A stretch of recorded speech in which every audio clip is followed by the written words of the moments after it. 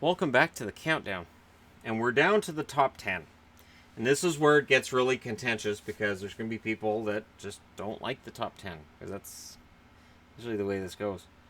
And again, no animals are harmed in the making of these videos. No hockey players are offended during the making of these videos. And as far as I know, they do not have any direct relation to the season that's enjoyed or not enjoyed by the players that I depict in these videos.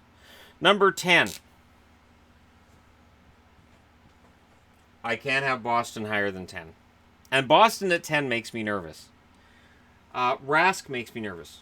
Rask's 917, and I know Boston fans, get on me about this, but he was below Anderson. He's well below he's well below Vasilevsky, even below Georgiev. Rask to me is not consistent enough to have him in the upper echelon. Halak, though, I think is due for a bounce back year. So he had a 908. I think Halak's due for probably a 912 or a 913 at the minimum.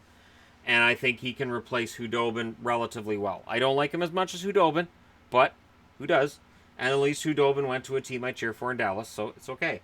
But I do have some concerns. Some concerns, and for that reason, I have Boston at 10 and not higher. Number 9. Yeah, I can get that in. There we go. Winnipeg's 9th. Hellebuck had an amazing season. Amazing enough, and I'm confident in him being able to play 60, 65 games. I'm confident enough in Hellebuck that whether it's Brossoit or Comrie doesn't really concern me, and I think Comrie's got the inside line on this. Brossoit's 883. He just didn't play well. And I know people say, well, that was the Edmonton defense, but other goaltenders in Edmonton put up better numbers. So it's one of those things where the numbers tell a tale, but I understand that people are going to get defensive with certain goalies and certain players when you bring up the stats. So I try not to do it too often, but in this case, when I'm trying to measure this out, Brossoit would be a concern for me as a backup only if Hellebuck gets injured. If Hellebuck can play anywhere near where he was this past season, they're a playoff team, likely have home ice in the first round, and they'll be very dangerous when they get there. Number 8. It surprises me that Quick doesn't put up the best stats in the league regularly. You look at what he did this past season in the playoffs, and it's nothing short of insane.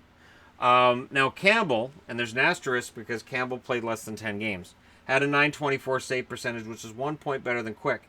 Peter Budaj, who returns from Tampa, had an 876. Budaj was brutal for the Tampa Bay Lightning this past season. For that reason, they went with Domingue, and I don't see Budaj playing. I think they brought him into play in the American League. Pretty sure the Ontario Reign are still their American Hockey League team, and that's where I foresee him playing. I don't see him pushing Jack Campbell out of that job. I think that's Campbell's job to lose. And if Campbell loses it, and if it's Quick and Budaj, maybe Budaj can recreate the magic he had that one year when Quick got hurt. But again, once goaltenders get older, it can be harder to find that again. That's why Hammond isn't on this board either. Good, quick appearance in the playoffs, but in general, can you count on that game in and game out? Probably not. Number 7. Pittsburgh's interesting. So DeSmith had a 921.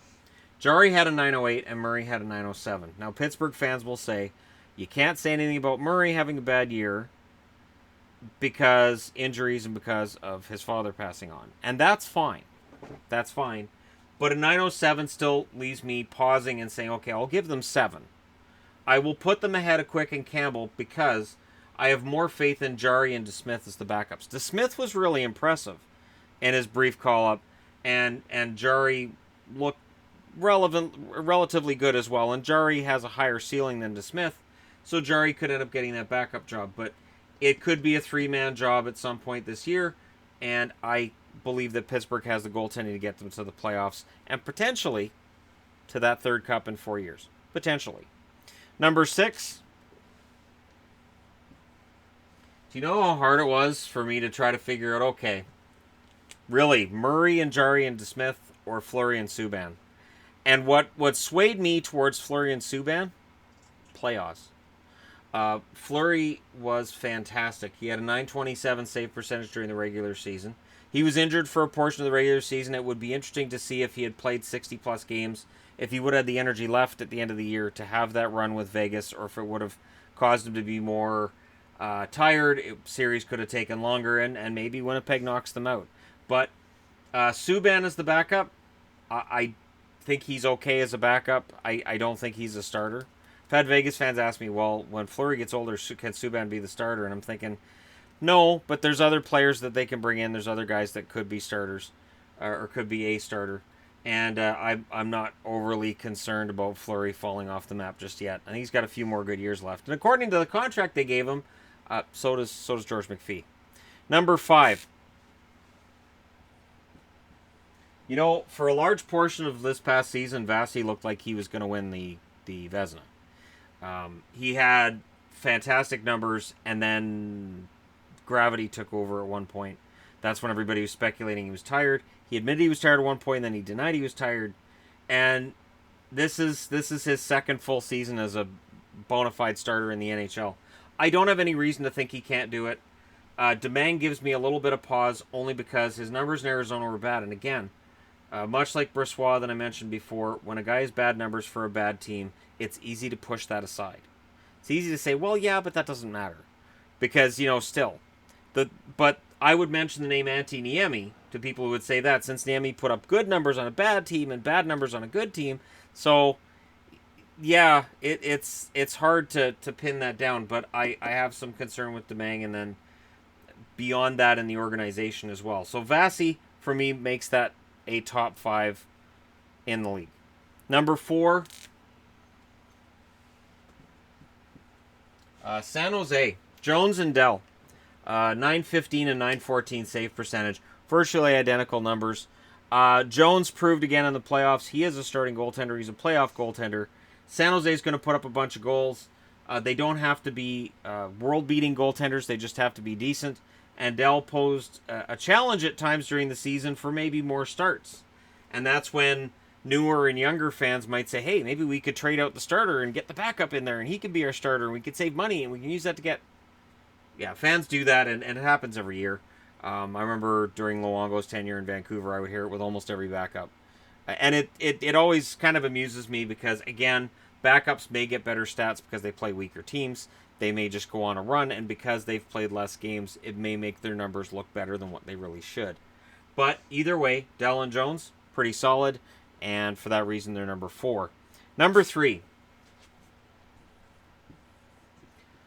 Now, I've been asked a lot about my shrinking dislike for the Anaheim Ducks.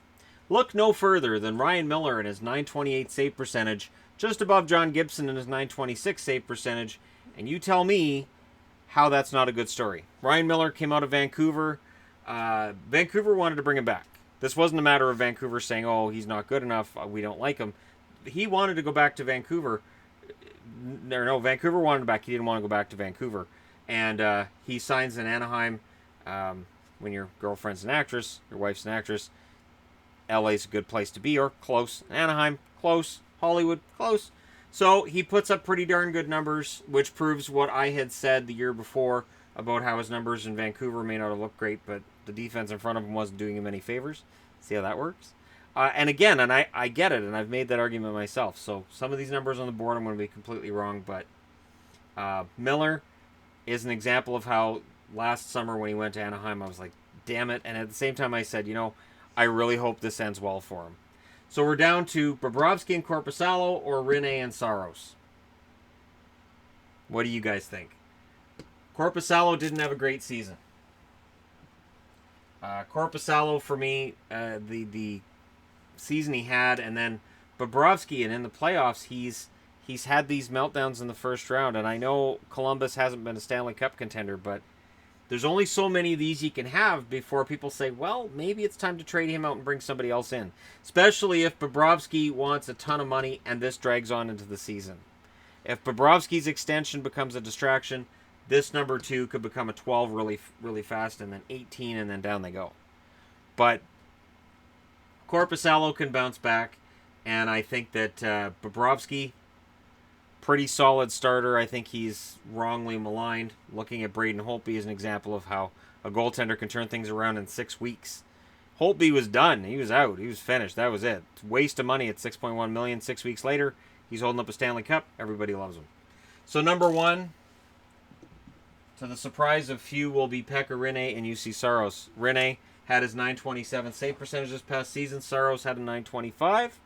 I am a big fan of UC Saros. Whether he's going to be the starter in the future or not remains to be seen.